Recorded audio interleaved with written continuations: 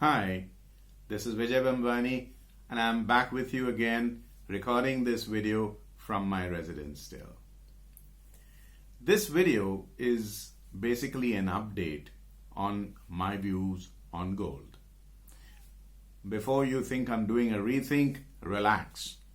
I'm still bullish on gold, nothing has changed, but as your friend, as your advisor and as your guide, I think it is my duty to bring to your notice any specific changes or any updates or any new developments that come about which can impact your monetary presence in the market by way of trades or investments.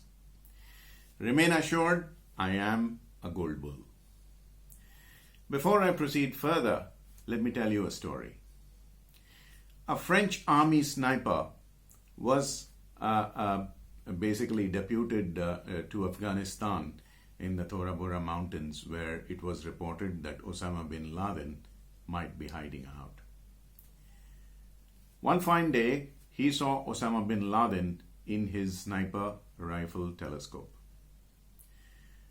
As was the protocol at that point in time, he was required to establish a radio link with his commanding officer and receive an express permission from his commanding officer or the CO to bring down a high-value VIP target like Osama.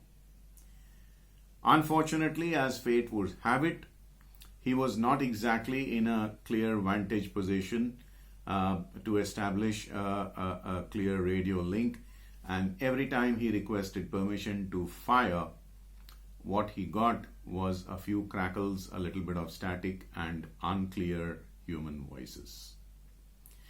40 minutes or so after trying, he still couldn't get a go-ahead. In the interim, Osama bin Laden went inside his cave and escaped death.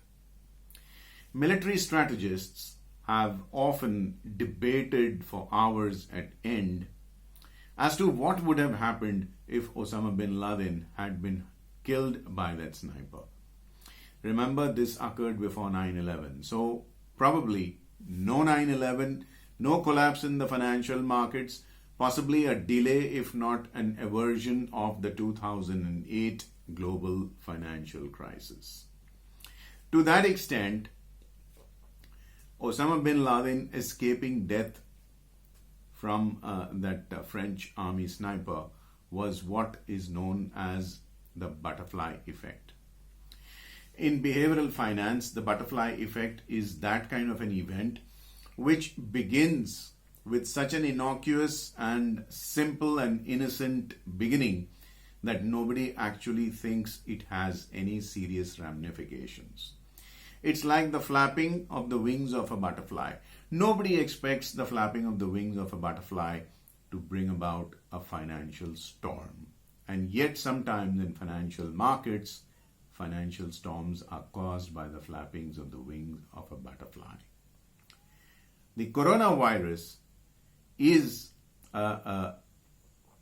basically a butterfly effect event for financial markets also. Think about it. In January or February, you had heard about the coronavirus. You read about it in newspapers and websites. You probably even heard about it from television news items in fleeting coverage of China. Did you actually think it would come to a point where you would be wearing masks every time you went out of the house? Or the meltdown crossing 35-40% in your stock portfolios? No, I don't think so. Has something changed in the investment market for bullion? Yes, I think so. I reiterate my position. I am not reversing my bullish stand on gold, but what I am telling you is a slight difference in what you need to track as a gold bull or a gold buff. Right? Social distancing is here to stay for a while. And many countries, and even in states in India, large-scale marriages, large public gatherings, even very large funeral gatherings will not be allowed for some fairly long periods of time. Gold jewelry is an item of conspicuous consumption. By conspicuous consumption, I mean something that you basically want to show off. You want to display. You really want to let the other guy know that you own so much. Do you think of too many women wearing masks to cover their faces, wearing a whole lot of jewelry? I don't think that's happening. So why is gold likely to remain bullish? Because the buying is going to come from a different kind of an investor. It's going to be institutions, it's going to be fund houses who are basically buying to hedge their portfolios, financial investments. It's going to be from ETFs or exchange traded funds. It's going to be governments, and it's also going to be central banks, which is of course the governments again by any other name. To that extent, does it change anything for you as an investor? Yes, it does. Now, instead of paying too much attention to retail buying triggers, you will possibly be paying more and more attention to the CFTC data. The CFTC data that's released once every week. That is where you must now focus your attention to. Retail buying is likely to taper off for a while now, and your institutional, government and fund house buying, especially ETF buying, is what is likely to rule the roost.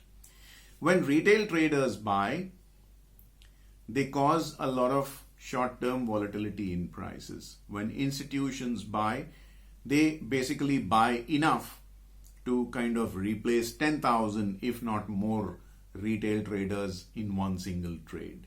So the kind of impact that it has on the price is unique as compared to the price volatility caused by buy and sell actions of retail traders. To that extent, your charts will now look slightly different in gold and silver because it will be institutionally dominated market as compared to a retail dominated market. Even if you were to ask for a bid and offer spread from your friendly neighborhood jeweler in any Zaveri Bazaar or the bullion markets in which are present in every city of the world, by the way, you will see that the bid and offer prices would have also widened a little bit. That is basically to cover the loss in turnover-based profits of the jewelers because the retail buying and selling is now going to contract.